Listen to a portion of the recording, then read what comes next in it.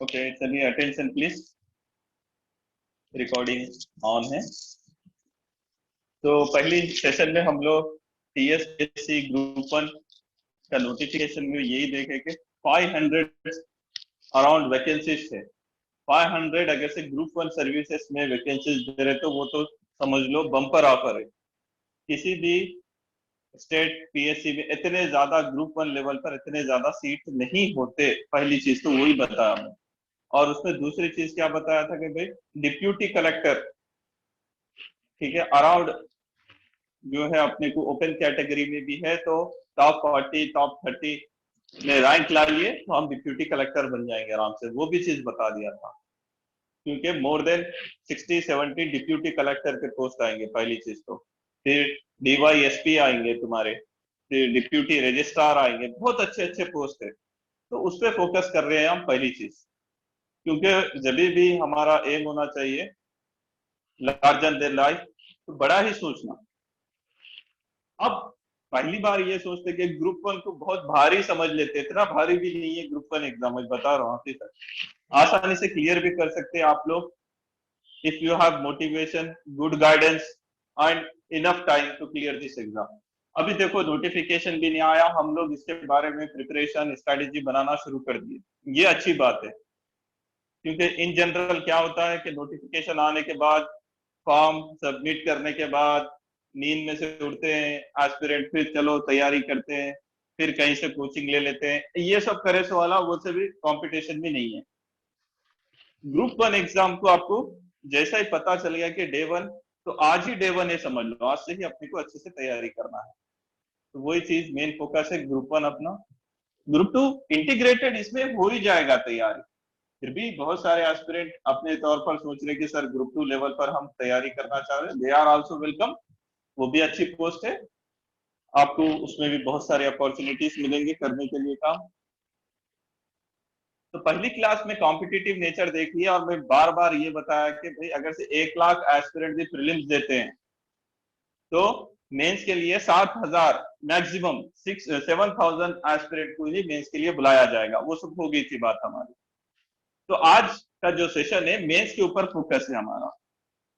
तो मेंस के सिलेबस में जो चीजें देखे थे हम, अब उस पर आंसर्स जो लिखना होता है, अभी तो तुम लोग सिलेबस नहीं करे, लेकिन मैं इन जनरल तुम्हारे को आंसर राइटिंग के बारे में थोड़ा सा बता देना चाहता हूँ, जिससे एक्चुअली क्या हो रहा है, बच्चों में डर है कि यार मेंस के टाइम पे आंसर लिखना होता है या उसको सब प्रिपेयर करना होता है, उसी डर की वजह से वो ग्रुप 1 की तरफ ज्यादा नहीं सोच रहे, या उसी डर को बहुत ज्यादा चैलेंज समझ ले रहे। ठीक है, तो वो चैलेंज को आज हम दूर करेंगे इंशाल्लाह। चलिए मैं स्क्रीन शेयर कर रहा हूँ।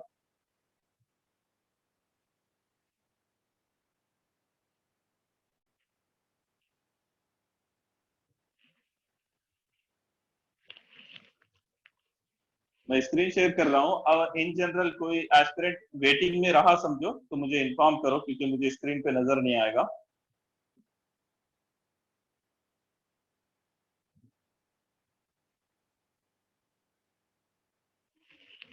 तो सिलेबस फिर से एक बार याद दिलाता हूँ मैं मेंस का।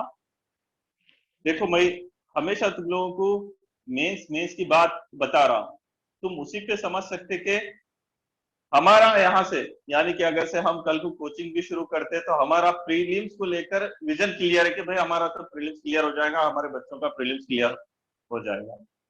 क्योंकि हमारा फोकस ही कहाँ से शुरू हो रहा, मेन से शुरू हो रहा। हम टीटी को तो कंसिडर ही नहीं कर रहे, लेकिन कंपटीशन में 7,000 ही बच्चे आएंगे ये अपनी जगह है, लेकिन हमें पता है कि प्रीलिम्स निकालना कैसा है। इसलिए हमारा पहला फोकस क्या है, सिर्फ मेन से ही कंपटीशन शुरू करें।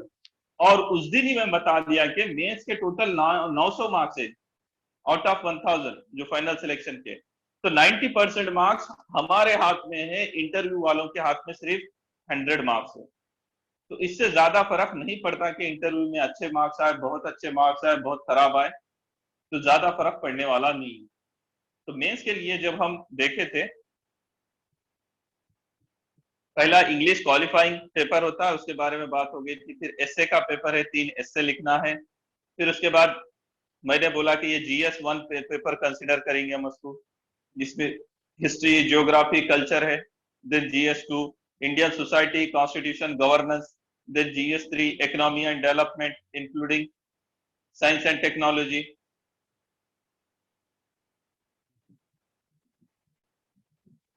Then paper 4 GS का science and technology and data interpretation. Then fifth mains का जो पेपर है वो है तेलंगाना जीएस का पेपर, तेलंगाना मूवमेंट से 5 जीएस के पेपर और एक एसए का paper. Each paper carries 150 marks, total 900 हो गए थे। यहां तक हम देख लिए। तो आज जो चीजें हैं कि क्वेश्चंस और क्वेश्चन के आंसर्स, और एक्चुअली जो है कैसे आंसर्स लिखते हैं, कैसा हम आंसर्स को और बेहतर बना सकते हैं। तो उसके लिए तो पहले आपको सिलेबस कवर करना पड़ेगा, अच्छे से आपको पढ़ना पड़ेगा सिलेबस। ठीक है, फॉर एग्जांपल हिस्ट्री का पार्ट है, इन जनरल हमको हिस्ट्री मालूम होती है, इसलिए मैं पहले हिस्ट्री के बारे में डिस्कशन कर रहा हूं। लेट सपोज ये हिस्ट्री में देखो, ancient India, Indus valley civilisation से लेकर गुप्ता पीरियड तक दिया तुम्हारे को, फिर मेडावल इंडिया, ठीक है, दिल्ली सल्तनत से लेकर विजयनगर एम्पायर, मुगल्स सबके बारे में पूछा, फिर modern India, coming of British से लेकर इंडिपेंडेंस तक भी पूछा हो। ये हमारा पूरा का पूरा हिस्ट्री का सिलेबस है। तो लेट सपोज वो हमें किसी भी टॉपिक पे सवाल पूछ सकता है। तो इससे पहले भी हम देखे थे कि सवाल किसी भी टॉपिक पे आते हैं। फॉर एग्जांपल फेवरेट टॉपिक है अपना 1857 रिवोल्ट। तो सब लोगों को मालूम है 1857 रिवोल्ट। अब यहाँ पर दिया देखो, causes of 1857 revolt and consequences of 1857 revolt. Causes भी दिया, कंसिक्वेंसेस भी दिया। तो जब हम टॉपिक्स पढ़ते हैं कॉजेस में देखते हैं कि भाई 1857 रिवोल्ट के कॉजेस क्या थे। पॉलिटिकल कॉजेस है, इकोनॉमिक कॉजेस है, सोशो कल्चरल कॉजेस है, रिलीजियस कॉज है, देन मिलिट्री कॉज है, देन फाइनली इमीडिएट कॉज है। तो इस तरीके से हम साइड हेडिंग डाल के 6 कॉजेस की साइड हेडिंग होती है। सवाल अगर से कॉजेस पे आया, कंसिक्वेंसेस पे भी आया तो उसी तरीके से कंसिक्वेंसेस की भी साइड हेडिंग होती है। तो ये सारी चीजें हम जब पढ़ते हैं तब समझ लेना कि क्या क्या डायमेंशंस में हम आंसर लिख सकते हैं। अभी सिर्फ मैं समझाने के लिए आपको एग्जांपल दे रहा हूं, अभी अभी समझिए आप, क्योंकि मैं अज्यूम कर रहा हूं बहुत सारे एस्पिरेंट को सिलेबस नहीं पता है, इसलिए मैं थोड़ा सा स्लो जा रहा हूं। सिमिलरली और दूसरा क्वेश्चन लीजिए, फॉर एग्जांपल 1857 रिवोल्ट से यहाँ से देखिए, अब 1947 तक टॉपिक उसने दिया, ठीक है, और खास तौर पर बोला कि वो भाई जो हमारा फ्रीडम स्ट्रगल का फेस है, 3 फेसेस, इसमें एक मॉडरेट होता है, इसमें एक्सट्रीमिस्ट होता है, इसमें गांधीनियन फेस होता है, और उसमें इंपॉर्टेंट मूवमेंट देखते हैं जैसे क्विट इंडिया मूवमेंट है, नॉन कॉपरेशन मूवमेंट है, सॉल्ट मार्च है, ऐसे सवाल भी पूछे जा सकते हैं। तो कोई भी टॉपिक है जब हम सिलेबस पढ़ेंगे तभी हमें आंसर आएगा, पहली चीज। तो सिलेबस तो कवर करना है, आंसर कैसे करना है मैं टॉपर्स के भी आंसर आज डिस्कस करने वाला हूं तुम्हारे साथ। पहले आप थोड़ा थोड़ा सिलेबस देखिए। अब इसी तरीके से फॉर एग्जांपल जियोग्राफी का सिलेबस है। जियोग्राफी में जो तुम्हें टॉपिक मालूम है, for example mechanism of monsoon दिया, तो हमारा खासतौर पर इंडिया का जो क्लाइमेट है वो मानसून क्लाइमेट है। मानसून क्लाइमेट में होता क्या है, तो वो हम थोड़ा जब पढ़ के जाते हैं उसकी बात बता रहा हूं मैं। अब देखो कैसा मैप भी डालना आना पड़ता है, एग्जाम में ऐसा मैप भी डालते। अब मैप डालने के बाद एक्चुअली जो मानसून का जो तुम्हारे को विंड पैटर्न होता है वो समझाना पड़ता। Reversal of wind system is the key characteristic feature of monsoon. अब रिवर्सल ऑफ विंड सिस्टम क्या होता है बताना है तुम्हारे को। फर्स्ट, समर में जो विंड्स होते हैं वो तुम्हारे को ओशियन से लैंड पे जाते हैं, ओशियन से लैंड पे जाते हैं, पहले वो एक्सप्लेन करना पड़ता है डायग्राम के साथ। फिर उसके बाद जो रिवर्सल ऑफ विंड होते हैं वो लैंड टू ओशियन होता है बाद। फिर एक इसी के बीच में रिवर्सल ऑफ मानसून कॉन्सेप्ट भी होता है, वो भी कवर करते हैं। ये पूरा फेनोमिना हमारे को डायग्राम के साथ, की कैरेक्टरिस्टिक के साथ मालूम हो रहा है। इसके साथ मानसून बस्ट बोलकर एक कॉन्सेप्ट आता, उसके बाद तुम्हारे को ब्रेक्स इन मानसून बोलकर कॉन्सेप्ट आता, और बहुत सारे अदर फीचर्स है मानसून के बता रहा। तो ऐसा डायग्राम डाल के भी हमारे को एक्सप्लेन करने आना। ये सब चीजें बता रहा हूं मैं, एक एक टॉपिक लेकर अभी तो बता रहा हूं। सिमिलरली एग्रीकल्चर, सॉरी ये हमारा जियोग्राफी में और एक टॉपिक दिया उसने, जियोग्राफी का और एक टॉपिक ले रहा हूं मैं तुम्हारे साथ, major industries, iron and steel industry, cement, sugar, automobile, IT industry, food processing industry, locational factors.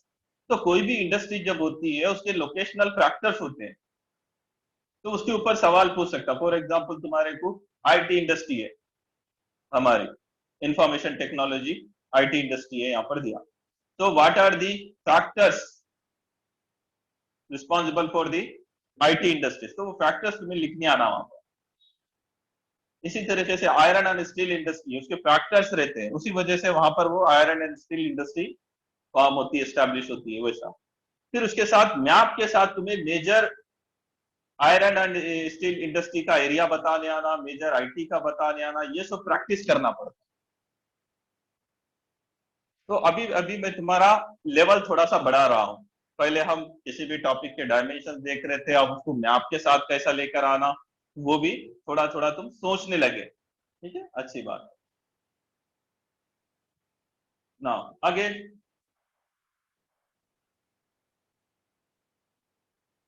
Other paper, हम कॉन्स्टिट्यूशन का जो चैप्टर है उसका पेपर डिस्कस कर रहा हूं मैं। हाँ, फॉर एग्जाम्पल जब हम पॉलिटी का सिलेबस कवर करते रहते उसके ऊपर भी सवाल आते। फॉर एग्जाम्पल प्रियम्बल, अब सी डबल ए मूवमेंट में हम सब लोगों ने प्रियम्बल तो देखा, इन जनरल बहुत सारे लोगों को प्रियम्बल तो मालूम होता है, we the people of India having solemnly adopted India into a, हाँ, कॉन्स्टिट्यूटेड इंडिया इनटू ए, पूरा उसके बाद कीवर्ड्स के साथ पता है अपने को preamble, sovereign, socialist, secular, democratic, Republic. ठीक है, फिर उसके बाद equality, liberty, justice, so on keywords के साथ यहाँ पर है, ये सारे कीवर्ड्स है इसके साथ। फॉर एग्जांपल तुम्हारे प्रियम्बल के साथ भी क्वेश्चन आ सकता है, ये जो कीवर्ड्स है ये कीवर्ड्स के बारे में पूछ सकता है, जैसा हमारे को यूपीएससी में पूछा, वो एक सवाल भी मैं डिस्कस करूंगा तुम्हारे साथ कि प्रियम्बल के जो ये कीवर्ड्स है, रिपब्लिक, रिपब्लिक के साथ जो एडजेक्टिव कीवर्ड्स है उसके साथ एक्सप्लेन करो बोलकर सवाल आया था वहां पे। Sovereign, socialist, secular, democratic, are they defendable in present time बोलकर बहुत ही हाई लेवल का सवाल पूछा था। तो इतना हाई लेवल का नहीं पूछता, लेकिन तुम्हें अच्छे से समझ में आ जाती है चीजें कि भाई क्या पूछेगा। सिमिलरली इधर आइए और एक सवाल, जुडिशियल सिस्टम में एक टॉपिक है जुडिशियल रिव्यू। तो पहले हमें क्या मालूम होना कि भाई ये जुडिशियल रिव्यू होता क्या है, what do you mean by judicial review, what is the significance of judicial review. तो जब हम टॉपिक पढ़ते हैं तो हमें पता चलता है कि it is the power of judiciary to check constitutionality of a law, constitutionality of a executive order, तो उसको बोलते हैं जुडिशियल रिव्यू। फिर उसका सिग्निफिकेंस क्या होता है हम पढ़ते हैं, तो उसके ऊपर भी सवाल आएगा तुम्हारा, वो भी सवाल हम कैसा करते हैं बताता हूँ। सिमिलरली पंचायत राज सिस्टम, सेल्फलेस गवर्नमेंट बोलते हैं पंचायत राज, उसके लिए हमने 73rd 74th अमेंडमेंट लाया था, उसको कॉन्स्टिट्यूशनल स्टेटस दिए, उसके बारे में भी सवाल आते रहता। तो पंचायत के क्या क्या इश्यूज है, क्या क्या चैलेंजेस है, इश्यूज इन जनरली हम 3F में देखते हैं, मैं ऐसे शॉर्टकट भी बताऊंगा तुम्हारे। 3F चैलेंजेस क्या होते हैं पंचायत के, एक है फंक्शंस, एक है फंक्शनरीज, एक है फंड, उसको हम एक्सप्लेन करते बाद में, ये 3F मेन चैलेंज है। उसके साथ साथ पंचायत में तुम या म्युनिसिपालिटी में भी इन जनरल एक टर्मिनोलॉजी देखते हो पंचायत में, उसको बोलते हैं जो वुमेन काउंसलर होती है ना, वुमेन काउंसलर, उसका जो शोहर होता है हस्बैंड, वो एक्चुअली ग्राउंड पे हमारा काउंसलर होता है, रिप्रेजेंटेटिव एक्चुअली ग्राउंड में। लेकिन लीगल पेपर में कौन है, उसकी बीवी या उसकी माँ, उसकी बहन, ऐसा होती है ना, ऐसा। मगर आमतौर पर वो आदमी जो है पावर होल्ड करता है अपने पास सोसाइटी में, वो भी एक चैलेंज है, इसको बोलते हैं सरपंच पति। सरपंच पति कॉन्सेप्ट होता है, वो भी एक चैलेंज है वुमेन के इंपावरमेंट को रोकने के लिए, उसके बारे में भी हम एज ए चैलेंज पढ़ेंगे। तो ऐसे बहुत सारे कॉन्सेप्ट आपको यहाँ पर कवर करा देंगे। सिमिलरली गवर्नेंस में भी बहुत सारे टॉपिक्स होते हैं। आज की डेट में तुम्हारे को गवर्नेंस टॉपिक बोले तो समझ में नहीं आते, बहुत बड़ा ऐसा लगता है यार गवर्नेंस बोले तो क्या, कुछ नहीं, बहुत आसान चीजें हैं। फॉर एग्जाम्पल गवर्नेंस के पहले टॉपिक में थोड़े से कॉन्स्टिट्यूशनल बॉडीज के बारे में बोला हूँ। फॉर एग्जाम्पल यहाँ फाइनेंस कमीशन, तो फाइनेंस कमीशन का जो आर्टिकल होता है आर्टिकल 280, उस आर्टिकल 280 में उसकी कॉन्स्टिट्यूशनल ड्यूटी होती है, उसके हिसाब से सवालात पूछता है। करंट अफेयर में भी होती है ये, उसके बारे में सवाल पूछता है। इलेक्शन कमीशन उसके बारे में पूछ सकता है, सीएजी उसके बारे में। और जो पार्लियामेंट की कमेटी से, estimate committee, public account committee, committee on undertaking, इसके बारे में भी हमें भी सवाल पूछे गए। फॉर एग्जाम्पल जब मैं यूपीएससी के लिए लिख रहा था, 2017 में पब्लिक अकाउंट कमेटी पूछा, 2018 में एस्टिमेट कमेटी पूछा, 2018 में फाइनेंस कमीशन पूछा। लगातार हमारे ये सब सवाल हम लिख के आगे समझे। तो ये सब चीजें जब देख लेने के बाद, इसके मिनी डायमेंशंस, कितने भी एंगल्स पे आंसर लिखने की सलाहियत रहने के बाद आपको गाइड करना बहुत आसान हो जाता है। बड़ी कोई बड़ी बात नहीं है। आज की डेट में तेलंगाना के एस्पिरेंट को ऐसा लग रहा है यार ग्रुप 1 बहुत मुश्किल होता है, नहीं, इतना मुश्किल नहीं है। तुम लोगों को अच्छा गाइड करने वाले मिल गए, अच्छे टीचर्स मिल गए, आपको आसानी से हो जाएगा, कोई बड़ी बात नहीं। फॉर एग्जाम्पल गवर्नेंस का और एक टॉपिक होता है ये सिटीजन चार्टर। तो ये सिटीजन चार्टर क्या है क्या नहीं आज की डेट में नहीं मालूम, लेकिन तुम कभी किसी गवर्नमेंट ऑफिस में जाओ या किसी गवर्नमेंट वेबसाइट पे जाओ, एक डॉक्यूमेंट होता है, वो डॉक्यूमेंट में वो गवर्नमेंट का डिपार्टमेंट है। फॉर एग्जाम्पल रेलवे डिपार्टमेंट है, पोस्ट डिपार्टमेंट है, कोई भी हेल्थ डिपार्टमेंट है, वो पोस्ट डिपार्टमेंट अपनी सर्विसेज कैसी देगा वो लिखकर होता है वो डॉक्यूमेंट पे। स्पीड पोस्ट से आपको 2 दिन में पहुंचा देंगे, ये एरिया में 3 दिन में, ऐसा कुछ भी जो भी सर्विसेज है वो उसके सर्विसेज की क्वालिटी बताता है, क्वांटिटी बताता है, जो भी है। और कोई ग्रीवेंस है तो भी हमारे को यहाँ पर बता दीजिए, यहाँ पर बता दीजिए, फीडबैक दीजिए, ऐसा पूरा वो डॉक्यूमेंट पे होता है। वो डॉक्यूमेंट को सिटीजन चार्टर बोलते हैं। तो ये गवर्नेंस में ये डॉक्यूमेंट का क्या इंपॉर्टेंस है क्या नहीं, इसके ऊपर भी सवाल आता है। तो मैं एक एक थीम से एक एक टॉपिक तुम्हारे को रिलेट करने की कोशिश कर रहा हूँ। पहले हिस्ट्री देखे, जियोग्राफी देखे, ठीक है, क्वालिटी देखे, गवर्नेंस देखे। सिमिलरली इकोनॉमी में भी बहुत अच्छे सवाल आते हैं, वो तुम्हारे को पूछेगा। फिर इन्वायरमेंट एंड डेवलपमेंट से भी रिलेटेड, इन्वायरमेंट में देखो क्लाइमेट चेंज के ऊपर,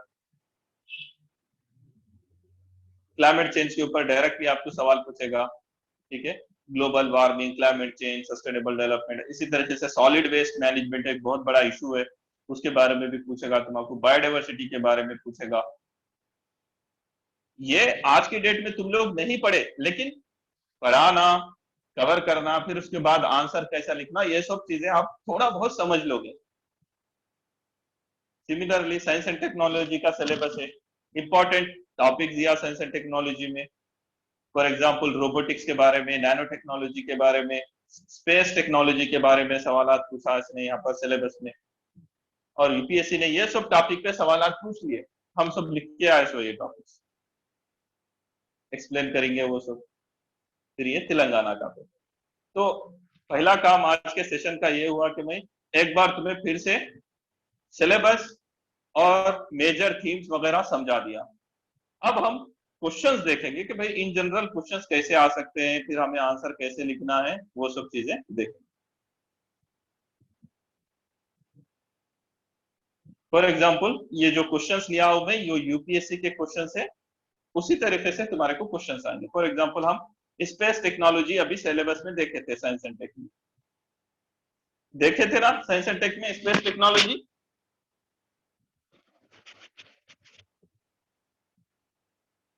देखे थे नहीं?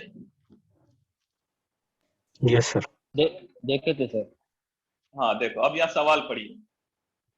Discuss India's achievements, discuss India's achievement in the field of space science and technology, in the field of space. तो क्या करना है, पहला सवाल का हिस्सा क्या है, डिस्कस करना है India's achievement in the field of space science and technology. तो अब जब हम सिलेबस कवर करते हैं, हमें स्पेस में जो अचीवमेंट है शुरू करते हैं हम एसएलवीज,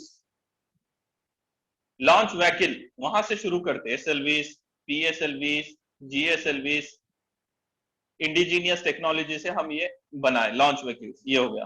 फिर इसके बाद अदर मेजर अचीवमेंट जो है हमारा Chandrayaan, Chandrayaan 1, Chandrayaan 2, mom, Mars orbiter mission, mom, वो भी अपने आप में अचीवमेंट है। वो सब उसके बारे में जब हम सिलेबस कवर करेंगे डिटेल में हो जाते हैं, बस तुम्हें यहाँ पर बता रहा हूं मैं। ठीक है, मॉम हो गया यानी मार्स, मंगलयान, मंगलयान जो हमारे नोट पे भी है ना 2000 के, मंगलयान। फिर उसके बाद आज के डेट में हमारा गगनयान का कॉन्सेप्ट चल रहा, जहां पर हम ह्यूमन को, इंसान को स्पेस में भेजाने के ऊपर भी काम चल रहे हैं। तो वो सब चीजें हैं हमारे अचीवमेंट। तो ये सिलेबस कवर करते ही समझ में आ जाता है कि यार ये बड़े सो टॉपिक है, डायरेक्टली पूछ रहा, क्या पूछ रहा, स्पेस टॉपिक में इंडिया के अचीवमेंट पूछ रहा। तो आज की डेट में ही तुम्हारा समझ में आ गया, देखो अरे यार कितना आसानी से समझ में आ जा रहा। पहले हम लॉन्च व्हीकल्स के बारे में बोलेंगे इंडिजिनियसली, फिर उसके बाद है सो हाँ चंद्रयान मिशन हो गया, मंगलयान मिशन हो गया, गगनयान हो गया, ऐसे बहुत सारी चीजें स्पेस के वो हो गया। फिर क्वेश्चन का सेकंड हाफ है how the application of this technology, space technology, has help India in its socio economic development. तो अब तुम्हारे बताना है applications of space technology in socio economic development. तो इन जनरली तुम्हें आज की डेट में इसके एप्लीकेशंस मालूम, लेकिन वो कॉन्सेप्ट नहीं मालूम। फॉर एग्जांपल एक कॉन्सेप्ट होता है remote sensing data, remote sensing data. तो किसी भी स्पेसिफाइड लोकेशन का हम है सो एप्लीकेशंस ले सकते हैं। फॉर एग्जांपल तुम्हारे एग्रीकल्चर फील्ड में भी सर्वे कराना है तो करा ले सकते हैं, मैप से मैप दे देगा वो तुम्हारे को। फॉर एग्जांपल तुम्हारे को आजकल जो बहुत सारे सैटेलाइट कम्युनिकेशन से टेक्नोलॉजी आई, साइक्लोन आ रहा तो हम पहले ही उसको भी देख लेते हैं कितना आ रहा, कहाँ आकर हिट होने वाला है, इन जनरल बता रहा हूँ मैं तुमको। तो उससे फिशरी कम्युनिटी जो है, फिशिंग कम्युनिटी, उसको भी बता देते हैं। फिर उसके बाद आजकल क्लाइमेट चेंज का कॉन्सेप्ट है तो हम फार्मर्स को भी है सो गाइड कर रहे हैं, कब आपको सीड डालना है, कब क्या करना है, सो ऑन। तो in general socio economic development में स्पेस के हम 10 से ज्यादा पॉइंट लिख सकते हैं, इतने ज्यादा पॉइंट्स लिख सकते हैं। और मेंस में क्या कॉन्सेप्ट होता है मालूम, मार्क्स कैसे निकालना है मेंस में, मोर the points more the marks, ये याद रखो। और मेंस में need not to explain in depth, ज्यादा गहराई में जाने की जरूरत नहीं रही थी हमारे पास, मोर दी डायमेंशंस मोर दी मार्क्स, ऐसा होता है। तो ये सारी चीजें तुम्हारे को बता देंगे, बेफिक्र रहिए। तो आप खाली समझते जाइए कॉन्सेप्ट और आंसर स्ट्रक्चर। तो स्पेस का हो गया, साइंस एंड टेक का एक एग्जांपल लिया। सिमिलरली नैनो टेक्नोलॉजी को भी तुम अभी सिलेबस में देखें। आज की डेट में आपको नैनो टेक्नोलॉजी नहीं मालूम, लेकिन उसकी एप्लीकेशन में बता देता हूं तुम्हारे। सवाल क्या है, why is nanotechnology one of the key technologies of 21st century?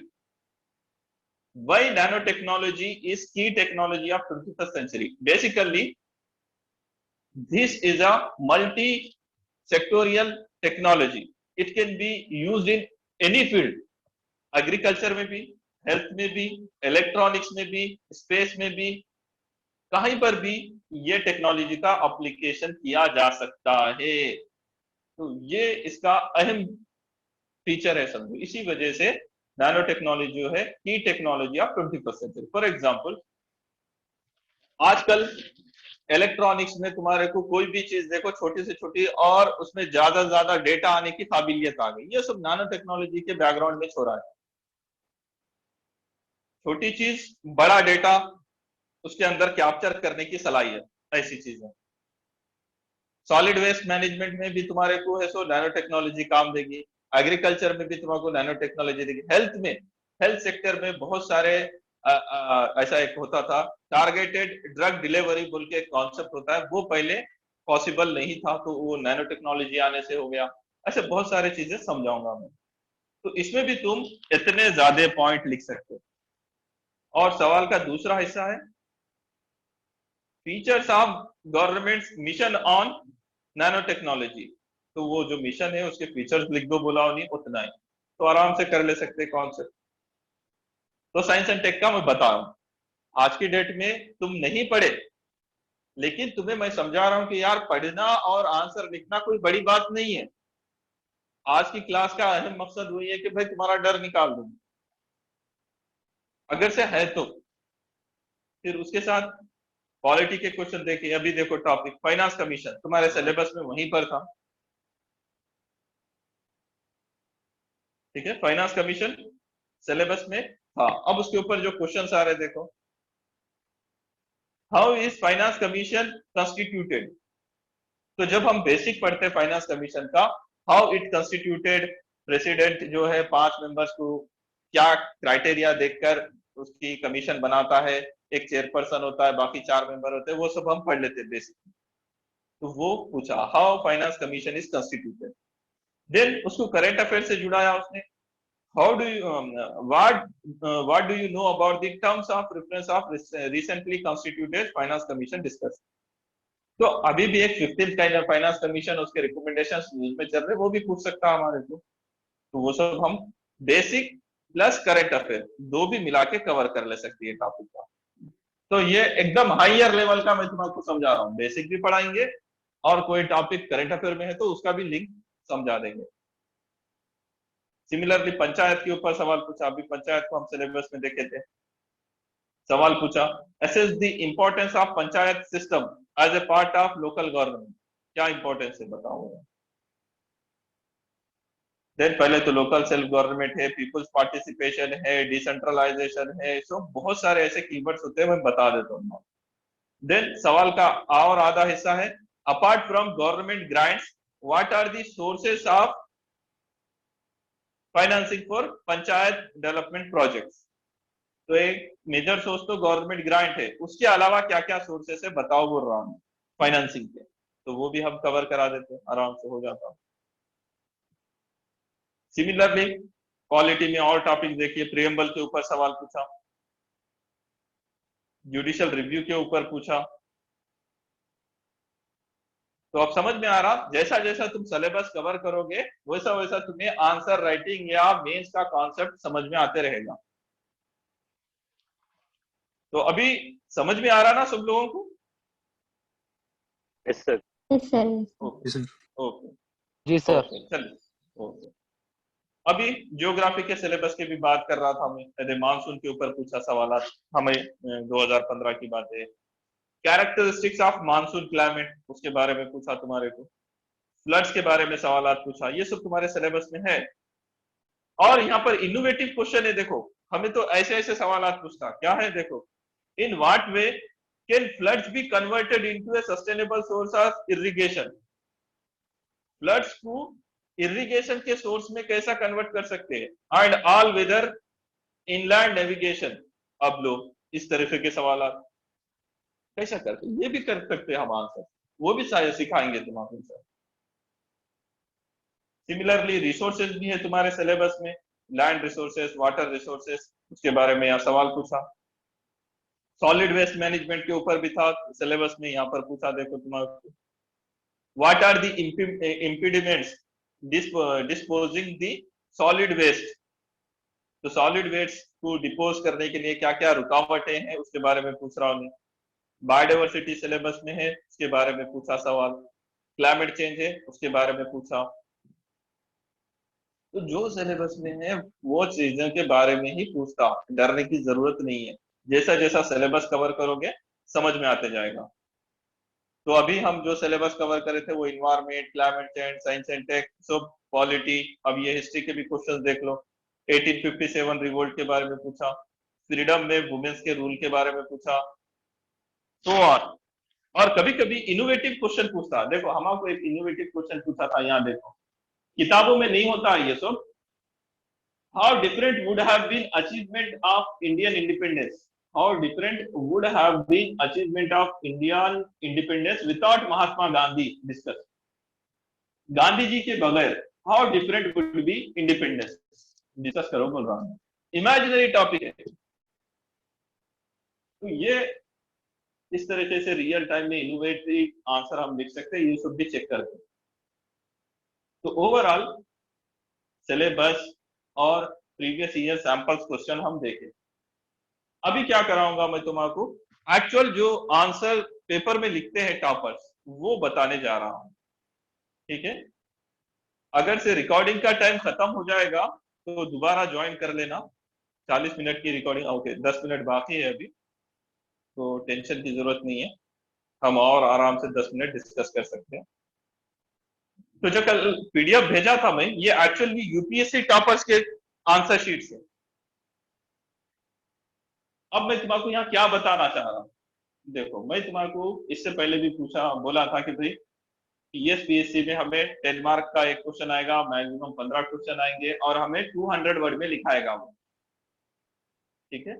तो यहाँ पर तो 150 वर्ड के लिखे थे आंसर। और टीएसपीएससी में भी ऐसा ही बुकलेट आ सकता है जहां पर क्वेश्चन दिखेगा तुम्हें और उसके साथ साथ स्पेस रहेगी। फॉर एग्जाम्पल ये क्वेश्चन है, इसके पीछे 2 पेज का स्पेस रहता, इतने में ही तुम्हारे आंसर लिखना होता है। तो अब सवाल है यहाँ पर क्विट इंडिया मूवमेंट, ठीक है, जो हमारा 1942 का था उसके बारे में हिस्ट्री से। Quit India movement marked a new direction in the struggle against British colonial rule in India analyze। तो क्या क्वेश्चन है, quit India movement marked a new direction in the struggle against British analyse. तो अब ये answer का structure देखो, ये intro है, 3-4 लाइन में उन्हीं क्विट इंडिया मूवमेंट और उसका बैकग्राउंड दे दिया। फिर जो क्वेश्चन का कीवर्ड था new direction against British rule, तो वो कीवर्ड के साथ साइड हेडिंग डाला। फिर उसमें उसने पॉइंट्स लिखे, पॉइंट वाइज, देखो 1 पॉइंट, 2 पॉइंट, 3-4 पॉइंट, जो भी है, जो सवाल पूछा, और उसके बाद उसको एनालाइज करते हुए लास्ट में ये कंक्लूजन 1 लाइन का होगा। तो ये एक्चुअली स्ट्रक्चर है जिसमें इंट्रो भी है, बॉडी भी है, कंक्लूजन भी है। क्या लिखा इंट्रो में उन्हीं, quit India movement was initiated by Gandhi ji after the failure of Cripps mission, ठीक है।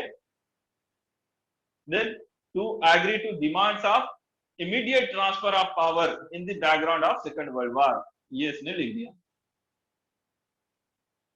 और इसमें इनोवेटिव अगर से तुम्हारे लिखना है तो यहाँ पर क्विट इंडिया मूवमेंट ब्रैकेट में डालकर अगस्त 1942 लिख सकते थे, ठीक है। फिर उसके बाद यहाँ पर साइड हेडिंग है new direction in the struggle against British. तो न्यू डायरेक्शन क्या दिया था उसने, वो है पहला पॉइंट लिख रहा हूं, it's a participation of sections that were till then considered government loyalist. तो अभी तक जो ब्रिटिश रूल के लॉयलिस्ट समझे जाते थे उन्होंने भी पार्टिसिपेट किया, for example bureaucrat, soldier, so on. Then despite early arrest of all influential leaders The movement maintain momentum under leadership of common people। तो क्या होता है ये बैकग्राउंड में, 8 तारीख को ये जैसे ही क्विट इंडिया मूवमेंट की घोषित करते हैं, 9 तारीख से पहले पहले सब लीडर्स को गवर्नमेंट गिरफ्तार कर लेती है। गांधी जी, मौलाना अब्दुल कलाम आजाद, नेहरू, सरदार पटेल, सबको उठा लेती गवर्नमेंट। लेकिन जो ये मूवमेंट चलती है कॉमन पीपल चलाते हैं बाद में।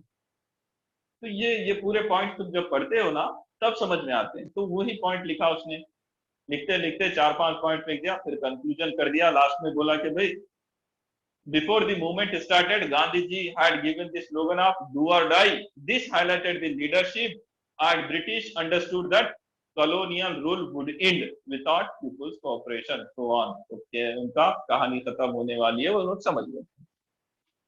तो अब ये एक्चुअली टॉपर्स कॉपी है, उसमें ये समझाने की कोशिश कर रहा हूं मैं कि भाई आंसर में इंट्रो होता है, बॉडी होती है, कंक्लूजन होता है, और तुम्हें जितना वर्ड लिमिट और पेज लिमिट होती है उसमें लिखना होता है।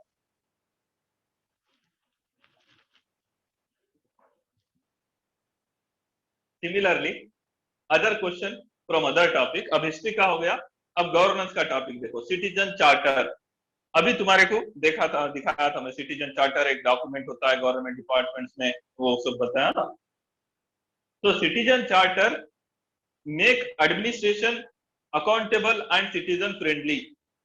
However, citizen charter have some issues and suggest measure।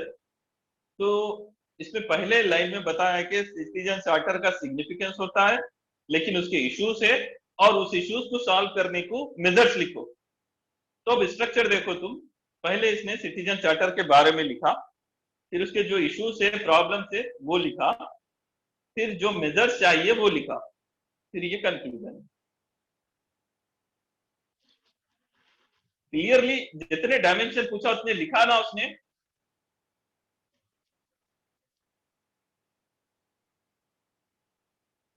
Ji sir. हाँ। अगेन फिर जैसा मैं बोला तुम्हारे को, मोर the point more the marks. देखो इसने 6 पॉइंट प्रॉब्लम में लिखा,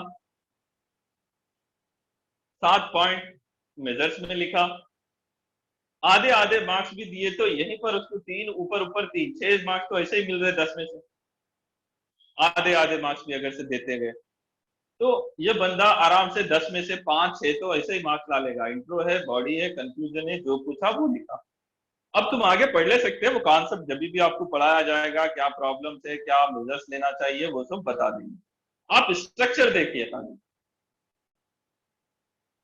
ठीक है। तो मेरे ख्याल से यहाँ पर अपनी फर्स्ट मीट का टाइम हो सकता है 1-2 मिनट में हो जाएगा। तो हम नेक्स्ट मीटिंग में, यानी कि अभी immediate we will start another session जिसमें हम आगे से बात करेंगे। तो मैं ये एंड करूं, फिर दोबारा उसी लिंक से ज्वाइन हो जाओ, ठीक है।